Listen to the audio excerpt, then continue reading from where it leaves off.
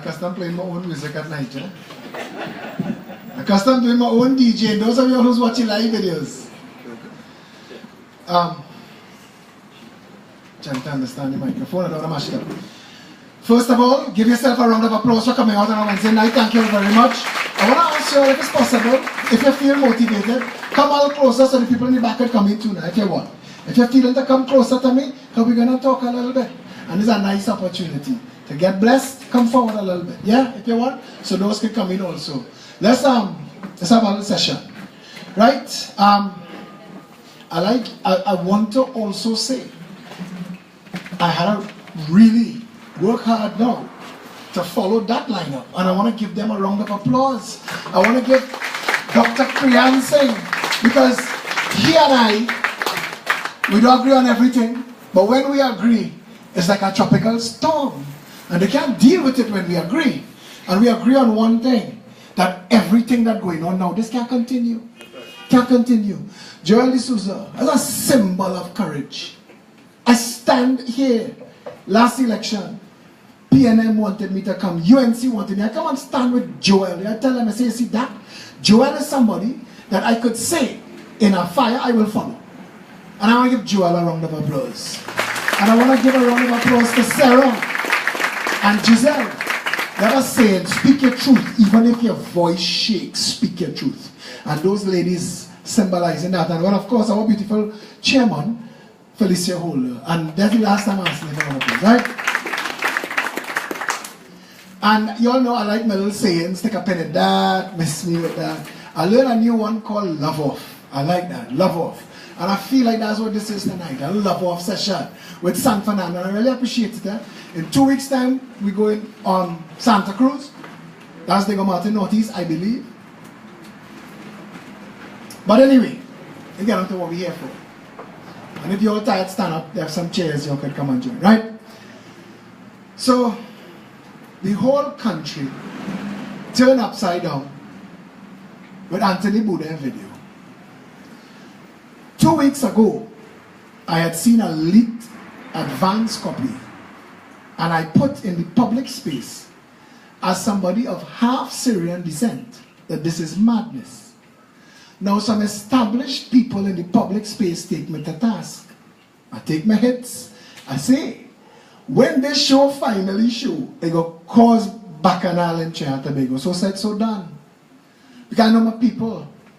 I know what my people don't like. And my people could take, okay, we have kids here. My people could take bacchanal, and they could take rough up. But don't tell them that it's rain when you know that it's not rain. Don't tell them that it's rain. The things that upset me with that video, and I want to go into it from a progressive empowerment party position and show you why it bothered me. Of the whole drama that went on around that table, Mario Sabga Abood and Peter George both spoke a crocus bag of donkey go bar. I'm going to be very selective in how I say what I want to say, right? I promise you I'm not crossing no lines. But let me start with Peter George, because I want to come to Mario. Mario and the 120 restaurants, the Starbucks of the Caribbean. I want to come and deal with him. I was waiting to be out in public, but I want to deal with Mr. Peter George. Because in a lot of ways, what he said was plenty more obscene. What he said was that to the ruling elite, the middle class served a purpose to protect them from the have-nots, to protect the haves from the have-nots. And I was thinking, driving down here, what exactly does Peter George think the haves have that the have-nots don't have? Property? Money? Olive oil?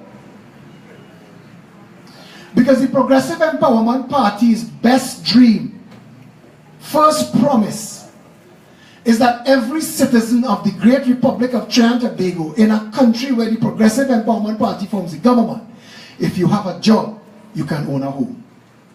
That's it. We've worked the math.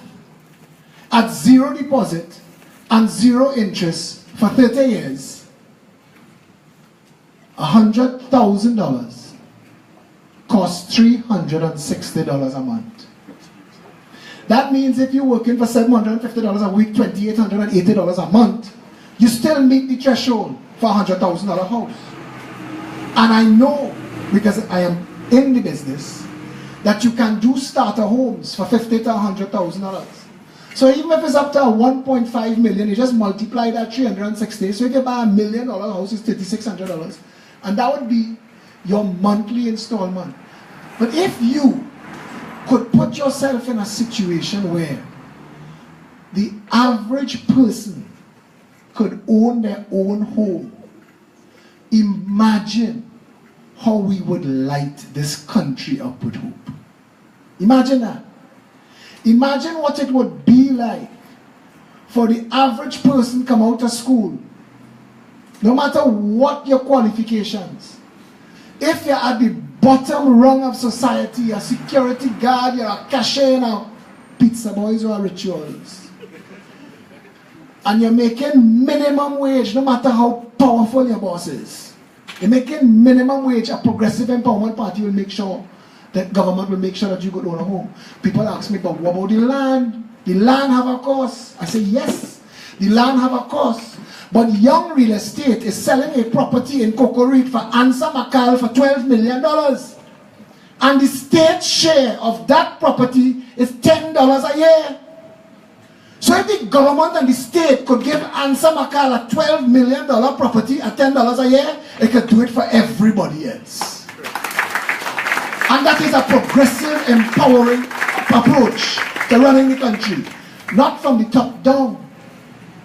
We want to make sure, like all those properties you see in Woodbrook, selling for $3, $4, $5, $8, $9, $10 million.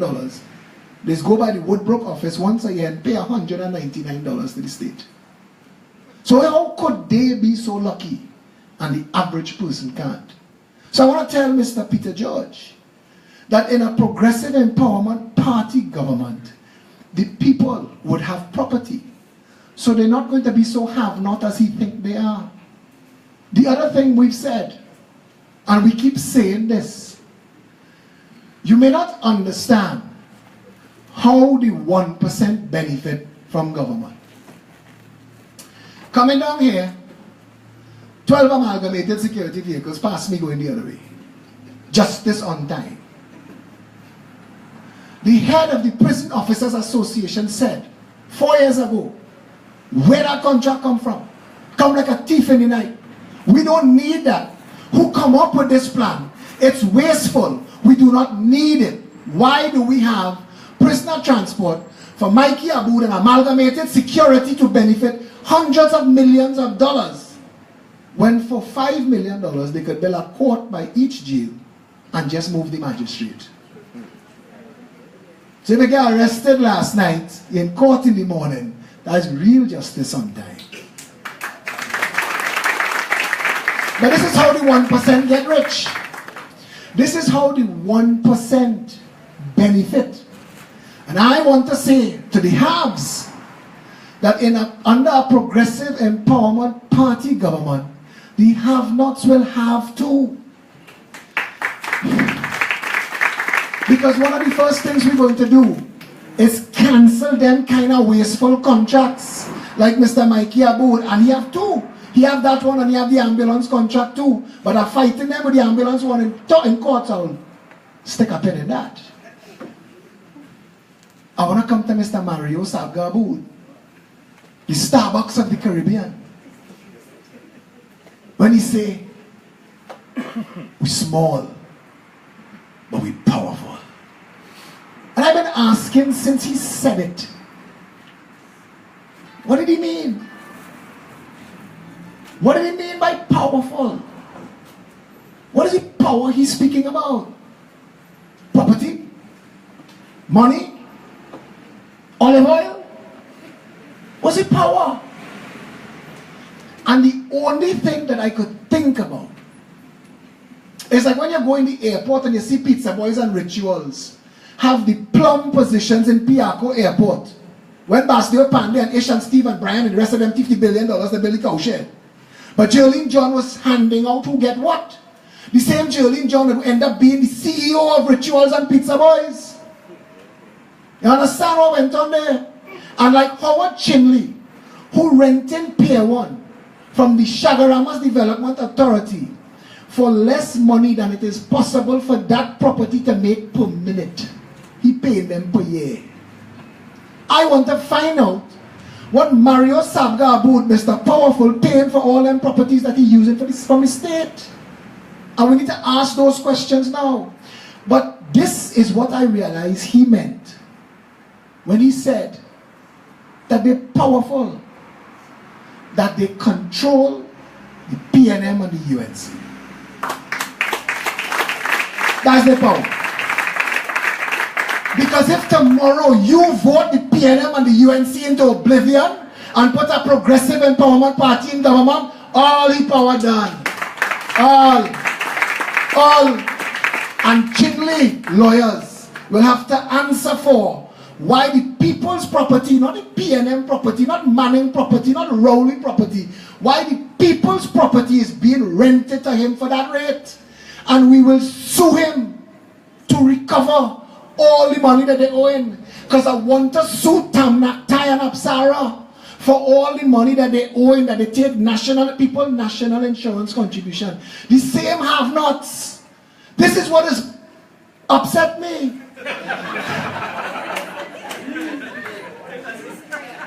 We'll take a sip for that. The same have-nots you're talking about. They don't catch it in Nenen. And when they get a salary, national insurance taking out $600.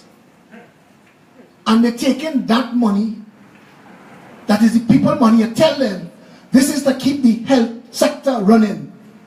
And you're spending it to finance your partner discotheque around the savannah. You see these people mad. When them but say they riot yet, I tell that man, I say, but you're sowing the wind, you will reap the whirlwind, you know. Trinidadians vex. Don't put that thought in their mind. When that man died, people talk about it tonight. When that man died outside the hospital, I said, you know what? This could end bad. This could end bad. Trinidadians vex. And then these two mooks come and talk about how powerful they are. And Trinidadians, I tell them Trinidadians let go. Trinidadians say let go war.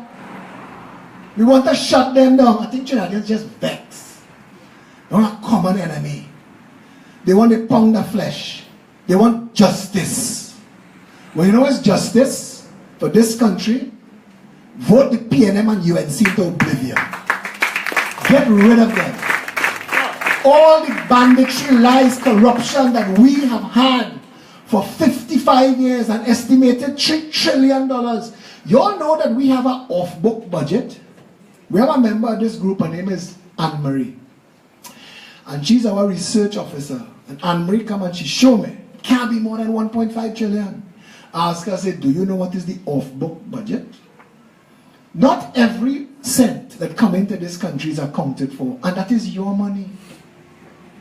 One day, you will get a government in power that will have access to all of the historic information, and it will upset you when you find out the level of theft that went on under the PNM and the UNC.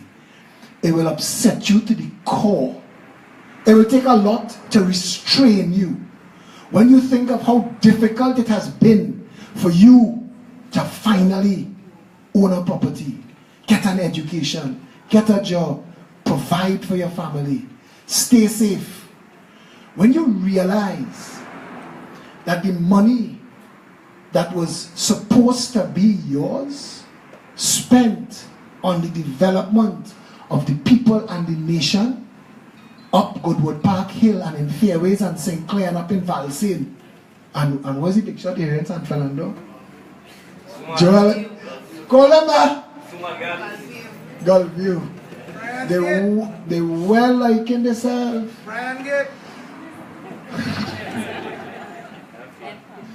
A man say he leave, what's the name of the place that they call it? La Fantasy. He sleep in La Fantasy in the morning. And he went brand late in the evening. And the whole house, the size of the bathtub, he live in La Fantasy. They do all the wickedness. They do wickedness. I want to tell you something. And I say it like this because people have a concept, have a problem with the figuring out the money. Because once you cross $1 million, 1 million, 10 million, 100 million, that sound like nothing.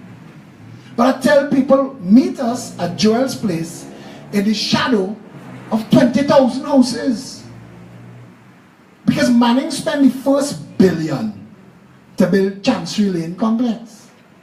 And then Kamla and Munilal and that crew come and spend a couple $100 million again to make it into a teaching hospital. Do you have anybody who know anybody who ever was taught how to be a doctor inside that teaching hospital? Madness, corruption, fool the people, do what you want. But that same money there that built Chancery Lane could have built 20,000 starter homes. I want you to understand the importance of home ownership to a society, especially a society as diverse as ours. Home ownership unites the people. It makes them stakeholders in the country. A stakeholder in a country defends it. Crean tell you, I could pack, I could leave. The average person in Trinidad trying to get two things: the lotto numbers and a green card. The average person. You ever see the posts? Somebody posts when they and their family escape Trinidad for good. You ever see it? Like up, we say, rolling around on the ground happy. You ever see them? Pictures. This country, Trinidad and Tobago, has enough money that every year, every citizen of this country could get a check on your birthday as your share, as a stakeholder, as a shareholder. This is your share. We make 60 billion this year. We spend 30 billion. We have 30 billion left. We divide it by 1.3. Look, your share. Because if we don't do, people ask me, but you're mad. Why are you giving away the people money? Because we're giving it away now. And we're calling it contracts. A nation that, to drive San Fernando, every time I drive San Fernando, I get upset. And now they light it up, I get even more upset. Because before I could look away. But now it's bright like a... I need some new analogies. I need some PG-rated analogies. Bright like a donkey testicles on a full moon night. They light it up bright. 20,000 house that could have buy. Was even worse. The PNM under Patrick Manning, under Calder Hart, when they proposed the Brian Lara Tsunami Shelter, it was budgeted first 91 million, then 136 million. And quickly, through something that we came to know under Manning and Calder Hart as cost overruns, ballooned to $1 billion. $1 billion. Rowley come to office, spend $200 million to open it. The next clown say they turn a profit, they make $7 million. 200 million plus $1 billion. They had one event and you make $72,000 and they call it a profit. And that's what the people and the copy and paste media, you say it right now. That's it. And somebody mentioned cybercrime bill. The government doesn't care to deal with the issues that are important to the people. The government wants to put a collar and a leash on the people. Now they want to muzzle you. Because it wasn't the Guardian and the Express and TV6 and CNC3 that exposed the nonsense of Mario Sabgabun and Peter George. It was social media. It was social media that exposed Rompaman and the $92,000 in Tobago. It was social media that dealt with Shamfa Kujo and the $59,000 phone bill. It is social media that keeping one Alexandra Place and Johnny Sukaran in the spotlight, Faris Arawi. And they want to do everything in their power to shut social media down. And you cannot let that happen. You cannot let that happen. Because if you wake up in a country tomorrow without social media, without an opportunity to have your say, like how Kriyanas have his say, you'll go back to the time when the Guardian and the Express will tell you what to think. This is the truth. You have no choice but to accept this. And that is wrong. And we cannot let that be our reality. This is 2017. Joel said they're in office almost 2 years now. Nothing this government has touched has worked out. They've made a mess of the economy, of healthcare, of education, of agriculture. I listen to the news coming down. Clarence Rambarat opened some fishing village in Guayagarari and talking to them about the possibility of food processing. That not in their manifesto. That nowhere on Clarence radar. That is a progressive empowerment party promise. And we tell them steal the idea, so they're stealing. Because now he's talking food processing facilities to encourage food production. Like the Joint Trade Union and Fighton and the rest of them going to Tobago this week. You know what they're going for? To call for the firing of Rohan Sinanan. We're doing that 2 months now. We do that 2 months now. It just dawned on them. But we're dealing with 2 months now. But I want Keith Rowley to steal some of the other ideas. I want him to cancel some of those wasteful contracts that are taking the people's money and wasting it. I want him to steal the idea that provides the financing so that the average person could own a home. Because when we get people back, when we get people to be homeowners and stakeholders and shareholders in this country again, the average person will develop national pride. We wouldn't be looking for a green card. We're looking for paint and decorations for the house. And we want the street looking nice. And then we're talking about zoning the schools and removing the SEA and putting a grade point average and making sure all the schools are prestige schools. And not some secondary and some fancy name. All of them, name one thing. I put all the principals and all the teachers on the same curriculum. And that all of the children's results will not just be judging the children, it will judge the teacher, it will judge the principal, it will judge the school. Because if all the children in a school doing bad, and they're doing the same curriculum as everybody else, it's either the children spoil or the school. Having a system that allows for you to do that. When you zone the school's traffic down, when coming here today, it took me 2 hours to leave Port of Spain. We need to pick up all of those government offices out of Port of Spain and put them in the center of the island so that it's close enough to everybody else, and 250,000 people have to drive that north-south every day and spend 3 and 4 hours in traffic every day. This is a country that has been running on autopilot, visionless, nothing like a plan, nothing like an idea. This country now feels dark and dismal, people living in fear. Today I hear this woman and this 13-year-old boy get their throat slit, and it's not enough to wake the people up and throw them out in the street. When will we get to enough? Woman was murdered yesterday, she was pregnant, they just realized that. This is a country where human life has become valueless, and we must tell them no. And the only way to do that, God is my witness, the only way to do that, because everybody here and all of you I know, everybody have something better they would have liked to do with their Wednesday evening today. We here. And the only reason for being here is to say, whatever this is, it's not working. Whatever the 41 of them doing in that parliament, it's not working. And the joyride have to stop. And the Progressive Empowerment Party makes itself available as a platform and as a vehicle for the people to finally have their say. One united people under one flag. That is what we're aiming for. And I hope all of you tonight not only sign up, but take membership forms and take it home and tell your mother and your father, your sister, your brother, your daughter and your son, sign your name. Because we either get busy fixing this country or get busy packing. Because Venezuela and Haiti, that is what coming. I'm not no harbinger of bad news. I believe in hope and opportunity. I believe in promise. I could tell you in 5 years we could turn this country around. In the first 3 you feel it in your pocket. And I know that's a reality.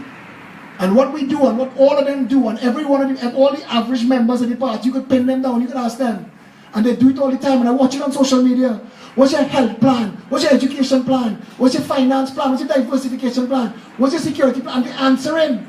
And then I was asked, you ask PNM that? You ask UNC members that? Because as Joel said, this clunker, you can't ask them nothing. They're in ministries that they don't understand much, that's other thing. Our reality, people, our reality is to rescue this country. And this, what we're doing here tonight, we hope to grow this forward to a real revolution. A real revolution of the people of Trinidad and Tobago. Hearts and minds standing together. One people united under one flag. And that will end all this haves and have-not foolishness and take away these people power for good. Yes? Thank all of you for coming. There's always an open mic session. I don't know if Giselle or Karen or Dave could grab the mic and see Mr. MC. Thank all of you very much.